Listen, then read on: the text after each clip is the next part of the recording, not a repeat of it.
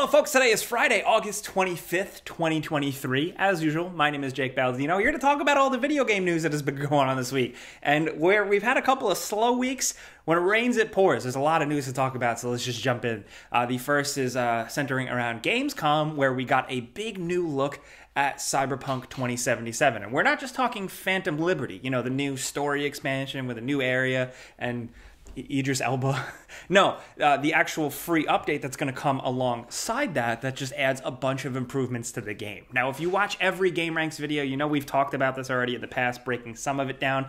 I will link that in the description down below. But at Gamescom Opening Night Live, we got a cool trailer that showed us a bunch of stuff. All these changes really actually coming to fruition. The RPG changes, some additions to combat, the way abilities and cyberware works, the fact that the police is competent now and will come after you. Also, we've known it's coming, the car combat, but the way we actually got to see it in motion here for a little bit is cool, like using the hacking stuff on the fly.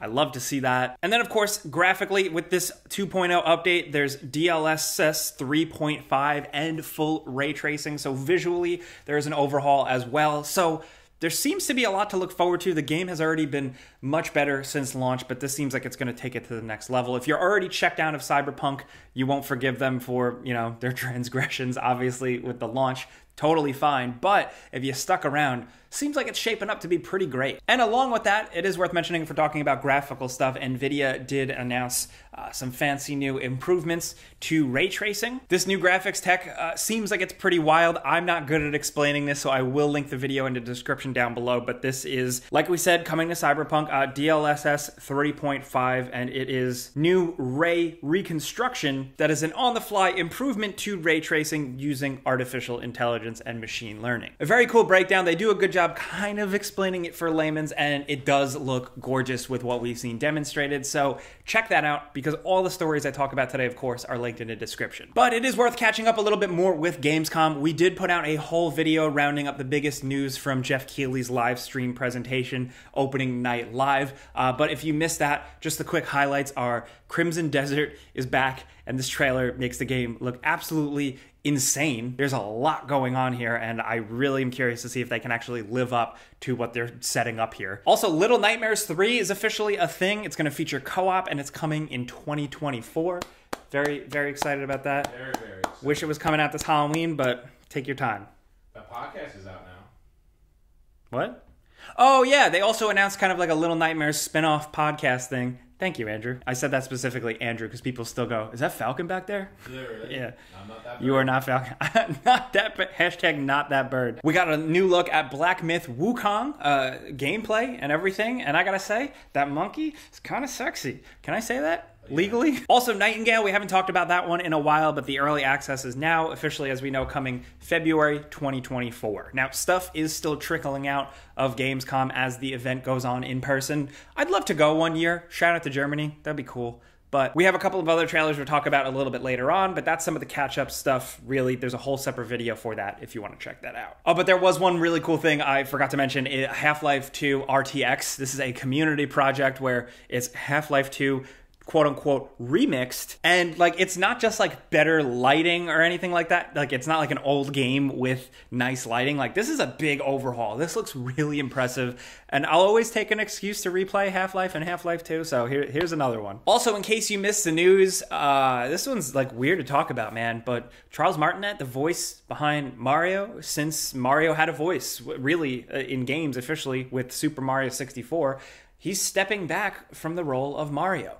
He's been Mario forever. He's also everybody else, Waluigi, Wario, everybody. And although his job was very simple, he was incredibly effective at it, and it just made a lot of people really happy. It set the tone for what those games really would be for many, many years, and like, I'm thankful for that. The official statement from Nintendo says that Charles is now moving into the brand new role of Mario Ambassador. With this transition, he will be stepping back from recording character voices for our games, but he'll continue to travel the world sharing the joy of Mario and interacting with you all. Apparently, they're going to release another video with Charles and Shigeru Miyamoto at some point, but as of right now, this is where it is. And it is also confirmed that he is not voicing Mario in Super Mario Wonder. So that first trailer there, I guess, is our first look at a new Mario voice, which it seems like they're keeping the same thing.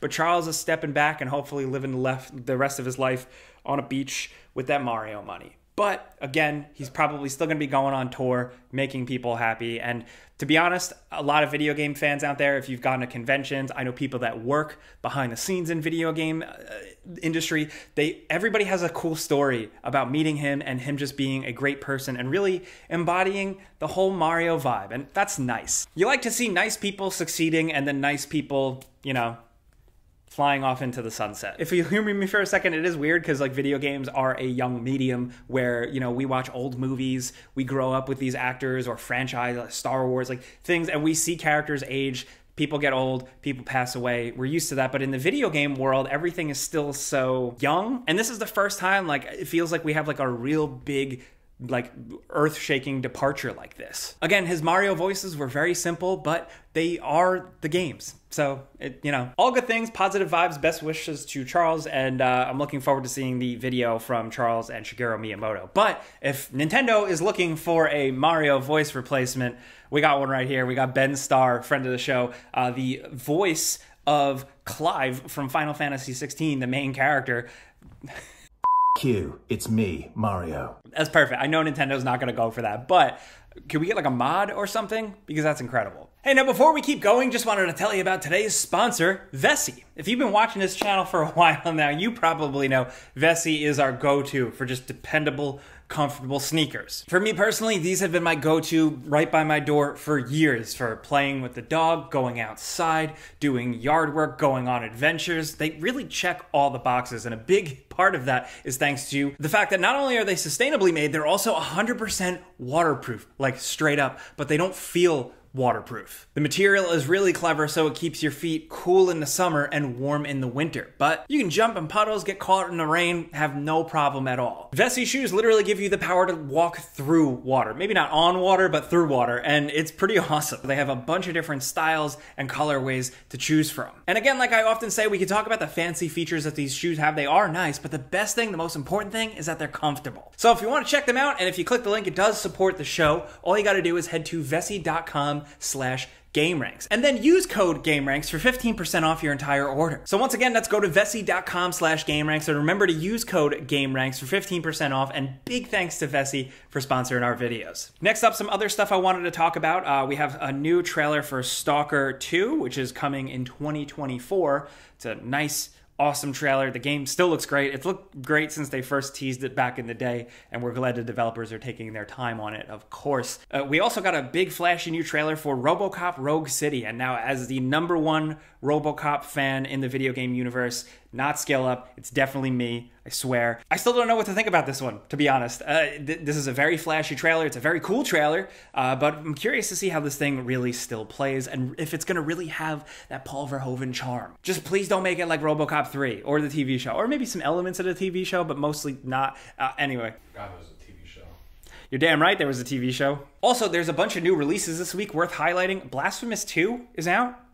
Yeah, it is. Bombrush Cyberfunk is also out. We're really trying to make time for that one. I'm so sorry, like, we haven't been able to cover that. People are like harassing me about it. I'm sorry. There's a lot of games out right now. But go check that out for yourself. Just the early rumblings seem like it's pretty cool. So there's that. Also, Immortals of Aveum released this week. This is like a big, crazy AAA first-person action-adventure game. It's very short. It's $70. It shouldn't be, but it's kind of cool. It reminds me of a throwback to like a good old action-adventure game from the mid-2010s, something like that. Also, I did get to go hands-on with the Metal Gear Solid Master Collection from Konami, and you've probably read reports out there about the game being confirmed to be 1080p 60 for PS5 and Xbox, and it's coming to PlayStation 4 now. And then on Nintendo Switch, where I got to play it, it is like 720 30. And I experienced significant frame drops and stuff like that. Also, the Metal Gear Solid 1 porting is untouched and not great. The emulation doesn't seem very good.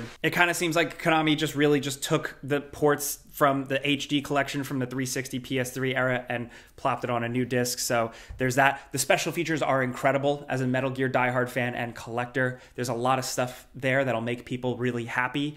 but there are still other ways to access and play these games, and I think you should seek those out. Again, I got to see like a work in progress, so there's that. We should have some gameplay footage on screen here that I did capture if you want to see for yourself. But like a lot of things, Konami, Metal Gear, I'm wishy-washy on it, but that's the early verdict right now. We'll probably talk about it and fully judge it when we get our hands on the final release, of course. But if you want to read up, like IGN has a very good preview and like the tech spec breakdown stuff, I will link that as well. Also, in hardware news, Xbox is getting into the skin game. Yes, PlayStation more recently has the face plates that you can get. I definitely pre-ordered that Spider-Man one because it looks really sick. But Xbox is doing something similar with Starfield. They announced a kind of skin that will go over your Xbox Series X, but it's not a sticker, which is genius. Yeah. So it doesn't screw up your console. It's like this nice plate that is fabric on the inside that snaps on, and I like that. It's a little expensive. What is it, $50? $50. Yeah. So there's that. But like, if you want your Xbox to look like a Starfield, then there you go. Now, on the opposite side, PlayStation has started to reveal more about their handheld streaming device. Now it's official. It's called PlayStation Portable. Nope. It's not called PlayStation Portable. I wish it was. I got Vita and PSP on the brain. It's called PlayStation Portal, and it's going to retail for $200 in the US. So this is a Wi-Fi device that will allow you to stream your PS5 games to this thing, but you have to have a PlayStation 5. It's not like you're going to be able to access like PlayStation Cloud stuff natively on this, which is an interesting choice. It's an LCD screen, 1080p, 60 hertz, with a headphone jack. Essentially, it's designed for remote play. Also, interestingly enough, I saw this on social media from people who got to see it. It doesn't have Bluetooth. No, but it's got PlayStation Link. Fine. Still, whether or not this is for you, more options, more choice, more ways to play your game are still good, whether it's streaming, whether it's accessing your account across different things. Sure, we're probably going to do a breakdown on this device when it does release. As of right now, it is scheduled for later this year. So it's probably going to squeak in for the holiday season. So keep your eyes peeled for our videos and stuff. But that's the news worth getting caught up on this week. So I want to hear from you guys in the comments. What do you think? What do you think about all the Gamescom stuff still coming out? There might be a couple of things that drop after we record this video, but what do you think about the Robocop Rogue City trailer? What do you think about all those Jeff Keighley announcements? Do you think Crimson Desert looks awesome? Let's talk about that stuff. Let's talk about this PlayStation Portal device. I have to always make sure I don't say PlayStation Portable. What are you playing this week? Are you playing something old? Are you playing Bombrush Cyberfunk, Immortals? Are you just waiting for Starfield? We'll have videos on that stuff next week, of course. But let's talk anything down there in the comments at all. Of course, you can yell at me on Twitter and Instagram at Jake Baldino, and my other YouTube channel, Jake Baldino, where I just yap about stuff. But thank you guys for being here every Friday, getting caught up with us. We're always here for you. Clicking the like button does help us. Thank you. Also, letting us know what you're playing in that pinned comment definitely helps too for our research, so thank you. But all I ask is have a great weekend. Be safe. I'm Jake Baldino. Pizza's on me. See ya.